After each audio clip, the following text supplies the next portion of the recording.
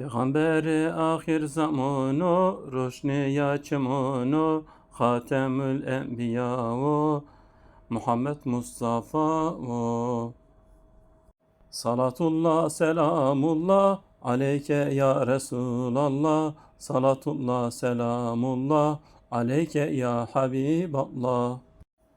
O şevki şevonu, o rehberi rayonu, o Muhammed Mustafa Salatullah selamullah aleyke ya Resulallah. Salatullah selamullah aleyke ya Habiballah. Akçemo be eyne şene iney be ey akne done Muhammed Mustafa Hatemül Enbiya Salatullah selamullah aleyke ya Resulallah. Salatullah selamullah aleyke ya Habiballah.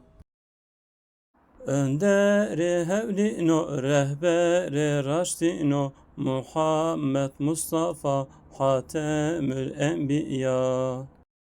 Salatullah selamullah aleyke ya Resulallah. Salatullah selamullah aleyke ya Habiballah. Rojdeyi de tişede bile dünya be ey taribeno o Hatemül Enbiya önderi önderono rehberi rayverono. Salatullah selamullah aleyke ya Resulallah. Salatullah selamullah aleyke ya Habiballah. O şevke rayonu avkago no Hatemül Enbiya serdari serdarono.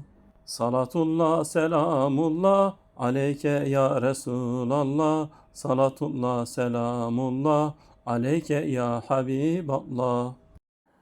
Be ey gula sür bile boya hone dona tava irene vena Hatemül Enbiya serdare serdarono rehbere rayverono. Salatullah selamullah aleyke ya Resulallah. Salatullah selamullah aleyke ya Habiballah. Dermonidir betonu, serdari gurbetonu, önderi önderono. Muhammed Mustafa